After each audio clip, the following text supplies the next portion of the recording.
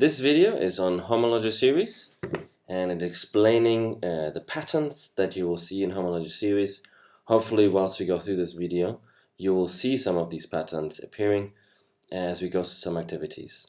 And it is very important that you are having the worksheet in front of you whilst you watch this video to get the most out of this video. This can be downloaded just underneath this video, somewhere in a link.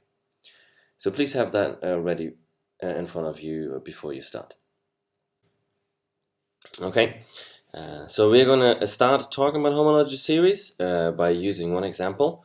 It is actually one of the examples of the chemicals that are hydrocarbons.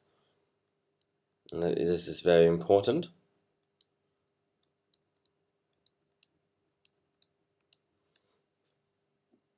Now, right at the start, we're going to actually introduce two of the things, or two key vocabulary, and that's prefix and suffix. Prefix is the little bit the start of the word, and suffix is sort of the end of the word.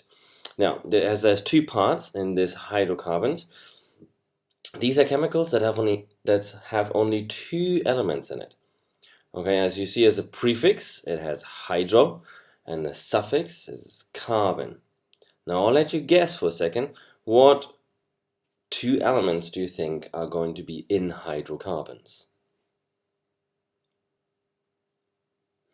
As you probably guessed correctly, the hydro stands for hydrogen, so we will have hydrogens in there, and the carbon stands for carbons, so we have carbons in there. So chemicals that only have hydrogen and carbons are hydrocarbons. So this is very important to remember, that we know that there's only hydrogens and only carbons in these chemicals. Now, one of them is alkanes. Now, this is the homologeous series, and this is the first one we're going to talk about. It's the homologeous series of alkanes. Okay, it's very important that we know that this particular homologeous series we're talking about now first is going to be alkanes. Later on, we're going to talk about a few other ones very quickly, but we're going to concentrate on this one first. Now, the first thing I need to give you is that the names of the different chemicals that are in this homologeous series. Now, whilst I'm doing that, please look out for some patterns. In general, in this little tutorial, please look out for the patterns that you will see appearing. Now, the first one is called methane. The next one, and whilst I'm doing this, look out for the pattern, is ethane. Can you see the pattern appearing already right now? If you look at the suffixes, they are the same in both of these names. And you'll also see that they are the same from the name of the homologeous series. So the homologeous series is called alkane or alkanes, and each of these chemicals that are in these homologeous series have the suffix ane.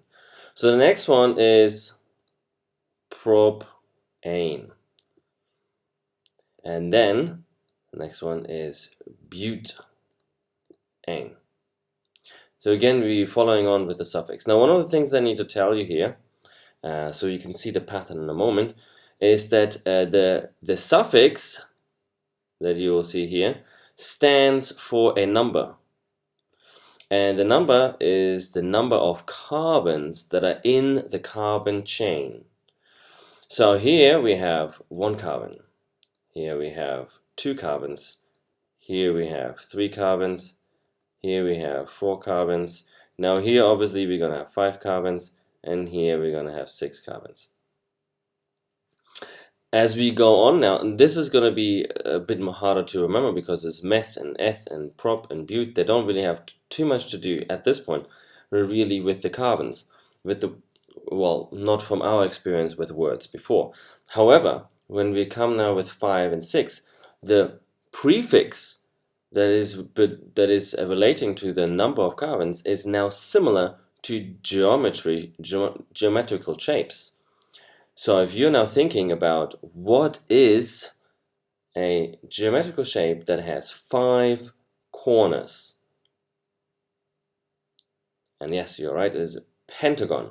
And then if you take the prefix of it, which is pent, and put the suffix on it from the alkane, from the homologious series alkane, then we have pentane.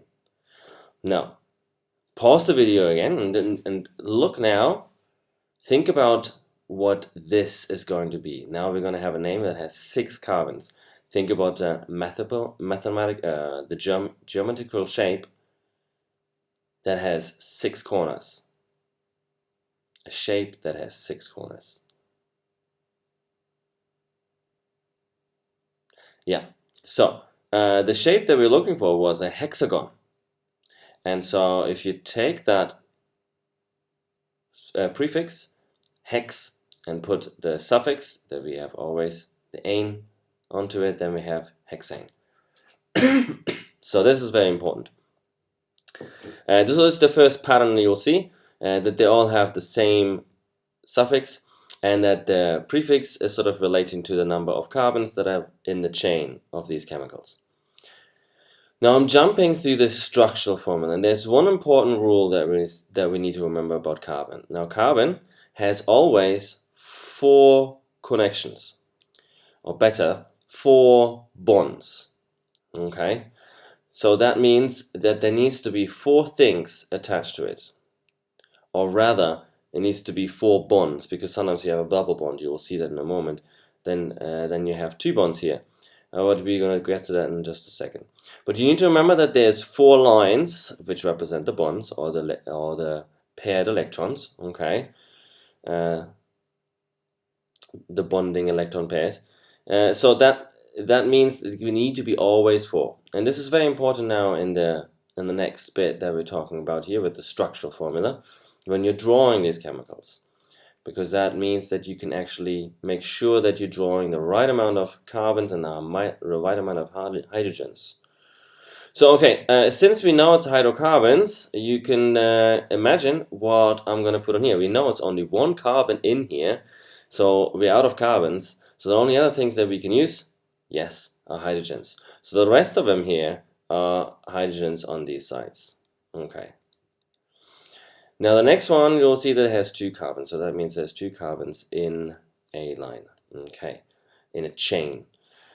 Now you remember that I just said carbons have always 4 bonds, so there need to be one here, here, and here. So we have 1, 2, 3, 4. Same thing on the other side. We have 1, 2, 3, 4. Now we know that obviously one of these bonds already from the carbon-carbon single bond, but now all the other bonds still need to be bonded to an element. And since again we have hydrocarbons, the only thing that we can bond it to, because we already used the 2 carbons that are in here, it needs to be hydrogens. Okay, so let's put all the hydrogens on there. And this can get a little bit messy, so I do apologize for that already. I'm trying to make it as clear as possible. Now, I really want you at this point, we're going to maybe do the propane together again, but I think you can already see the pattern. Now obviously you have 3 carbon in a row. The next ones I'm not going to show, you're going to do yourself in a moment, but looking at these again, we're going to need to draw all these bonds, so everything has 4 bonds, 1, 2, 3, 4, 1, 2, 3, 4, 1, 2, 3, 4. Each carbon has 4 bonds, we're all okay. So on these other bonds here, we need to draw the hydrogens, as we've done before, because we know there's only carbons and hydrogens in the hydrocarbons. And since the alkane, all of the alkanes that we have here in this homologious series are hydrocarbons, we can only use carbons and hydrogens. Okay, so the next ones I kind of like you to draw now, so pause the video and draw butane, pentane, and hexane. So welcome back. Here I have the solutions. You can check that with you. You need to make sure that really you have the 6 carbons, 1, 2, 3, 4, 5, 6. 5 carbons in the pentane, 1, 2, 3, 4, 5. 4 carbons in butane, 1, 2, 3, 4. So you have them all the right amount of carbons in the chain, and then you can clearly see that obviously they are bonded to 4 bonds, and that's the right structure. So now that we have structural formula, we can actually do a little counting exercise to get the formula. Now that's something that you're not going to do after this video, but at the start now, we're going to do a little bit of counting. Now, how many carbons and how many hydrogens we have? Because the formula is just informing us, basically giving us a tally of how many carbons and hydrogens are in that chemical. So starting off with methane, we have carbon and we have one carbon, and you already know that I think when you have ones you don't really write them, so we're not going to have any number here. Now we have 4 hydrogens, so we draw 4 and then a subscript 4. Okay. Now with the next one we have 2 carbons, and now you'll see here that I'm doing the 2 as a subscript, and we have how many hydrogens? 1, 2, 3, 4, 5, 6. We have 6 hydrogens. Now, whilst I'm doing this formula here, please think about a pattern of how many hydrogens there are. There's a general formula that you can identify by looking at mathematically as you go through it. And I'm going to put this on here, CNH, and then how many H's do you have when you have N carbons? You can come up with that whilst we go through this.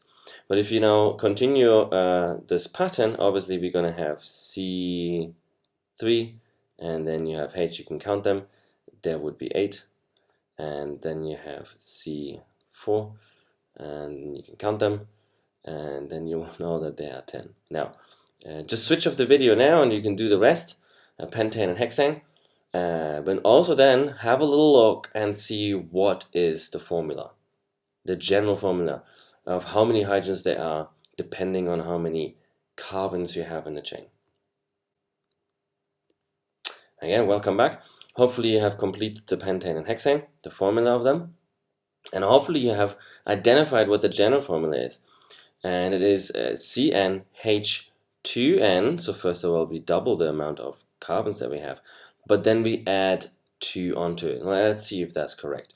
If we have 2 carbons, then that would mean that we need to have 2 times 2, which is 4, plus 2, but in the end will be 6. So yes, we have 2 times 2 is 4, plus 2 is 6. You can see the same thing happening here. We have 3 times 2 plus 2. And we have that 3 times 2 is 6, plus 2 is 8. So that is correct. So you'll see, and you can try that out with the next ones. That this is the general formula. Now, once you remember this, you don't need to do the counting and the drawing of it. If you know the name and you know how many carbons in there, pop for 3, or pent for 5. If you have pentane, you know it's 5 carbons. If you've forgotten how many hydrogens there are, that's okay, because you know you need to double the amount of carbons plus 2. So that means that it's C5H12. Now let's go over the condensed structural formula. The condensed structural formula is a bit of a mixture of the formula and the structural formula. And it's sort of a quick form if you don't want to draw it out. Now, in fact, actually, with a simple molecule just like the methane, it actually looks exactly the same as the formula. Now, with the next one, with ethane, it looks a little bit different. Now, I'm going to draw a dotted line here, because we're going to sort of separate each section. We're going to look at each section separately. So we're going to look at this section first, and we're going to write down what we've got here. So that means we have 1 carbon, and we have 3 hydrogens. And then we look at the next section, which again, we have 1 carbon and 3 hydrogens. And this is our condensed structural formula. Now, if we do this now with propane, and we're going to look at each section. The first section you'll see here, we have again CH3. But then in the next section you will identify that it's only 1 carbon and 2 hydrogens. So we write CH2. And then in the end, again, we have CH3. Now again, please pause the video now so you can do the condensed structural formula for butane, pentane, and hexane yourself. Okay, welcome back. You have here now drawn the answers. Again, you just need to make sure that the carbons that are inside actually have CH2s, and on the outside is CH3s, and you make sure that you have the right amount of carbons. You have 4 here, you have 1, 2, 3, 4, 5 here, you have 1, 2, 3, 4, 5, 6 here. So we're all good. Okay, now something that you can't know, but that we just need to talk about to identify some pattern here, is the boiling point. So I'm going to give them to you. So the first one for methane is minus 161, and the next one is minus 89, and the next one is minus 42, and after that is minus 0.5, and then we have 36, and then we have 69. Okay. So we'll see the trend here, as you can see, the trend is that the longer the chain, you're going to go down here, the chain's getting longer. As the chain's getting longer, you have the boiling point that is going up. It has a higher boiling point. Okay, it's very important to notice. Later on, when we talk about fractional distillation, is a very important point that will come up later in that unit, and you will see that also there is a, I think, just below this homologeous series unit, you will see the fractional distillation unit, and you can refer to it later on. So this is actually finished now with the homologeous series for the alkanes. But let's look at some other homologeous series. So if you look at some other homologeous series, here we have alcohols, aldehydes, and ketones. Okay, and you will see that these are actually not part of the hydrocarbons, and you will see in a moment why. Okay, now also we're going to try to guess the general formula here of the alcohols, the aldehydes, and the ketones whilst we go through it. Now we're not going to go through all of them, so we only picked the carbons that have only the carbon chains that only have 3 carbons in it, 4 carbons in it, and 5 carbons in it.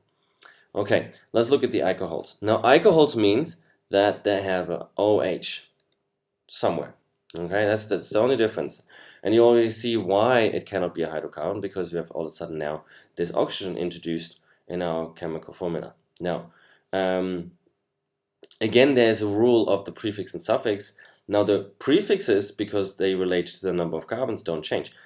That means that the prefix here you already know, because it's 3 carbons. That means it is prop, or actually propane. Okay, and so we drop the E, okay, that is on there, in the propane, we drop the E to put another suffix on here. And since it is alcohols, we're going to put an ol on there, propanol, okay? Then that will be, and you can actually now go ahead and name these 2 other chemicals. The one that has 4 carbons in it and the one that has 5 carbons in it. Okay, so hopefully you've done that right.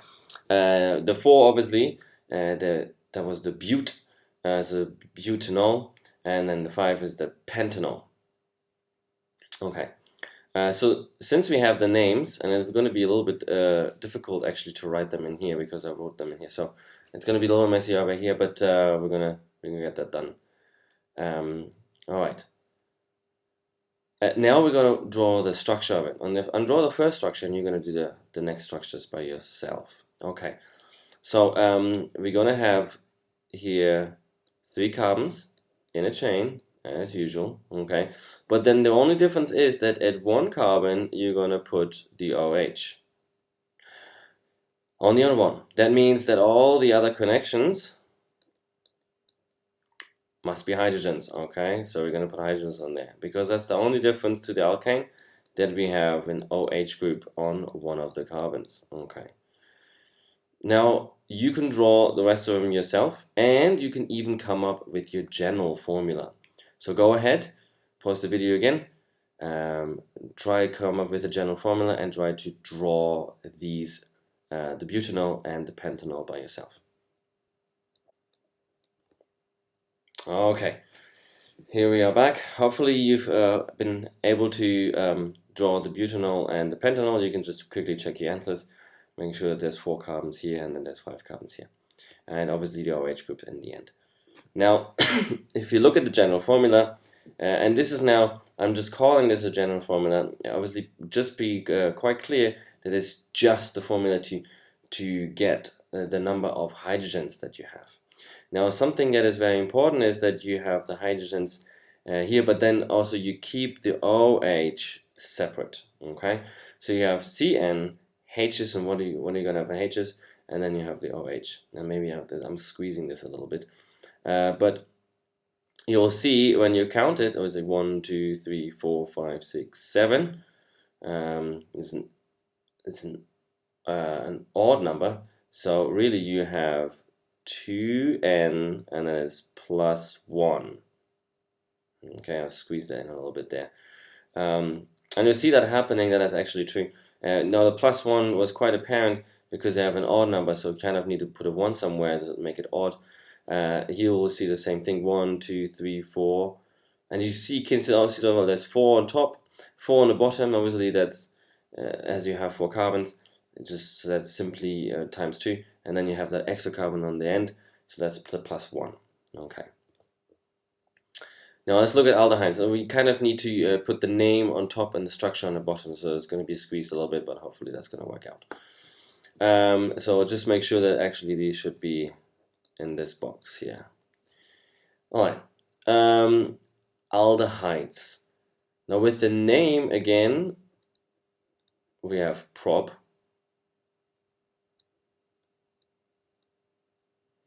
propane, okay. And so now we have another suffix here, okay, and it's a little bit different because now instead of having at the end that is put on the extra suffix, it's the front of it that's going to be put on here. So it's a propanol. It's very important because if you have an O there, so it's kind of important that you write it correctly. If you have an O there, it's completely there when you have an A there, okay? So that means that obviously this one is a butanol, and this is a pentanol,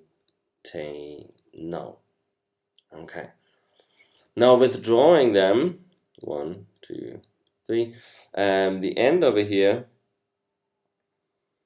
we have a double bond O and a hydrogen on the end carbon.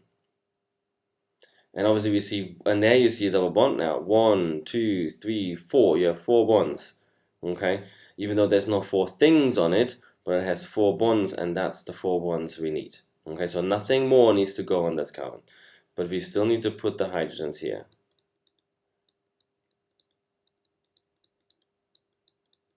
Okay. So now I give you the opportunity again to draw butanol and pentanol. So go ahead and stop the video to draw these 2 chemicals. Okay, hopefully you were able to draw the butanol and the pentanol. Again, the ends are the same, and you have the hydrogens all around. Make sure there's no hydrogens on that carbon where you have the double bond O. Okay, so looking at it, CN, we got to look at it with all the formula. So you have the hydrogen, and here you have the O in the end. There's no OH, but it's just the O there. But looking at it now, we have 1, 2, 3, 4, 5, and don't forget this one, 6. Okay, so really, in this case, if we have 3 carbons, it is just 2N. And that's also true for the rest of them, as we can count here. 1, 2, 3, 4, 5, 6, 7, 8. We have 4 carbons, double that, and we have 8. Okay. Now the ketone is very similar in the way of the general formula as well as in the drawing a little bit, but the difference is that we don't have that C double bond O at the end carbon, but in the middle carbon. But let's go through the names first, actually. So we have again propane, and then again the end bit. Okay, in this case again it's the end bit. Propanon, and we have butanon, and then we have pentanol. none. Okay. I know this is going to be tough to get the C double bond O in the middle, but let's put it a little bit down here. Since we can't put it on the end because that would be an aldehyde, then we have to put it in the middle.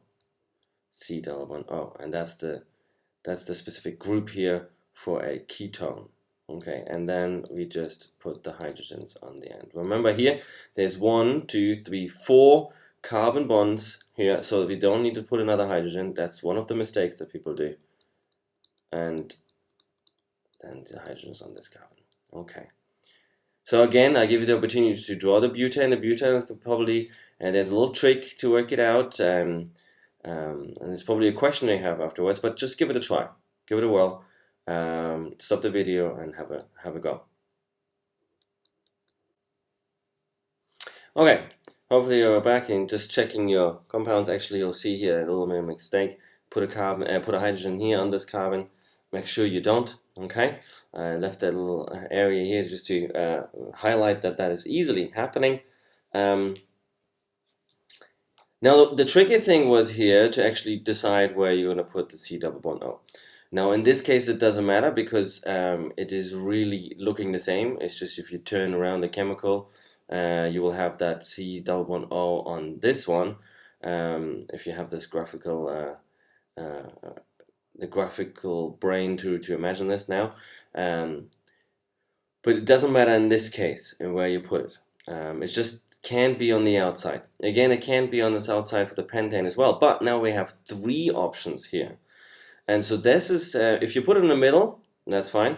But there's an option actually put it in the middle or put it in this carbon or that carbon. Now these 2 carbons are the same again. When you turn around, the C double O will end up, if you turn around this this axis here, if you will turn that around this axis, then it will be the same.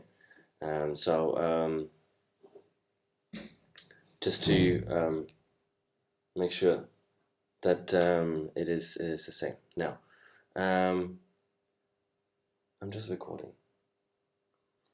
So now we have the decision to make which carbons to put it on. It doesn't matter where you put it on, but it depends on the name now. Actually, this is actually wrong because we would need to call it pentane,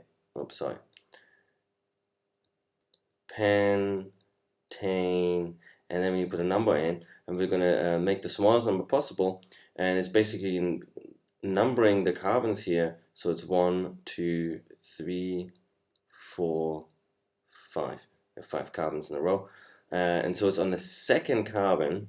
Okay, so it's pentane 2 on. Now, if it would have been on this carbon, then it would have been pentane 3 on. So that's where the difference is, and that's why we need to actually identify the difference in the name as well. Now we're going to talk again about more in some other lessons about naming compounds. So this is where there's a little bit introduction to that, okay, and you're gonna see that happening in other lessons. Okay, if we just finish up with our general formula here, we have CN, the H, and we need to see what that is, but we know there's an O in it, and actually when we count it, we'll know that it is the same as an aldehyde. So this is my little tutorial about homologeous series, and I'm going to end it there. So we have talked about alkanes, alcohols, aldehydes, and ketones.